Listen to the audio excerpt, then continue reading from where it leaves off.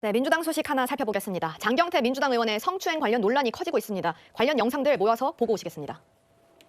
그 상황을 전혀 하지 못했고요.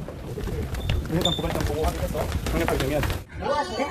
남의 여자친구가 뭐 하시냐고. 저는 지금 입장이 궁금해요. 저 영상을 보고도 똑같은 입장을 낼 수 있을 것이냐. 저는 탈당일 거라고 봅니다. 매번 탈당해놓고 또 흐지부지 되면 슬그머니 입당하고 탈당했을 때 더 충성도 시험한다고 민주당이 못할 만한 더 이상한 것 막 시키거든요. 일단 감찰단의 조사를 기다려보고 말씀드리도록 하겠습니다.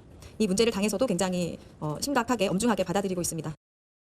이 사건 자체를 놓고서는 아직 수사가 이제 착수 단계고 어떤 식으로 갈지 아무도 모르는 그런 상황일 뿐만 아니라 양측의 주장이 팽팽히 대립하고 있는 상황이기 때문에 사건 자체에 대해서는 저희가 따로 다루지 않겠습니다. 저희가 집중하고 싶은 부분은 이겁니다. 민주당 보좌진 협의회 커뮤니티에 어떤 글이 올라왔는데 더불어민주당 의원실 보좌진이 장경태 의원의 성추행 혐의를 뒤집어 씌우는 여성을 고소 고발하자. 민주당 보좌진 커뮤니티에 민보협이라는 그 협의회가 있어요. 그 협의회에서 보좌진이 이렇게 얘기했다는 것은 김민주 부대변인님. 네.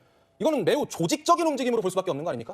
뭐 조직적이 제가 이 얘기를 꺼낸 이유가 있습니다. 민주당에서 성비위 사건이 일어났던 것은 여러 차례 있었습니다. 대표적으로 안희정 전 충남지사가 있었고 고 박원순 서울시장이 있었고요. 오거돈 전 부산시장도 있었습니다. 그런데 구장부장님, 네. 그때마다 민주당에서는 2차 가해 논란이 있었습니다. 그렇습니다. 어떻게 보면 이제 뭐 피해가 그 피해 여성이었지 않습니까? 그런데 이제 피해자라고 특정하지 않고 뭐 피해 호소인이다 이제 이런 얘기를 하면서 피해 여부가 있었는지 없었는지 불분명하다 이렇게 얘기를 하다 보니까 실제로 이 당사자인 사람은 피해를 봤다라고 해서 이 고소 고발을 했는데 오히려 피해 호소인이라는 얘기를 하다 보니까 이 물을 흐리는 거 아니냐, 진실 여부를 좀 불확실하게 하려는 의도가 있는 거 아니냐. 이러다 보니까 2차 가해 논란이 있었는데 이번 사건도 좀 비슷한 것 같습니다. 이 피해 주장 여성 A 씨는 자신이 피해를 봤다라고 해서 지금 경찰에 이 수사 의뢰를 하는 이 고소장을 접수시킨 거 아닙니까? 그리고 당사자인 장경태 의원은 나는 사실 무근이다. 내가 고소장을 보고 강력 대응하겠다라고 지금 항변하고 있는 거 아닙니까? 예. 그러니까 제3자 입장에서는 제3의 공권력이 이 피해 주장 여성의 주장이 맞는지 아니면 장 의원의 해명이 맞는지 수사를 통해서 국민들에게 설명할 의무가 있는 것입니다. 그것을 좀 지켜볼 필요가 있습니다. 그런데 제3자 민보협이라는 곳에서 그 장경태 의원이 속해 있는 이 보좌진 협의회에서 피해 여성을 우리가 고발하자 이렇게 나선다라는 것은 오히려 피해 주장 여성이 오히려 아무런 근거 없이 장경태 의원을 음해한 것이다. 이런 오해를 불러일으킬 가능성이 크기 때문에 오히려 좀 신중하고 자제해야 될 시점에 오히려 2차 가해 논란을 좀 촉발시킨 측면이 있지 않나 하는 생각이 듭니다.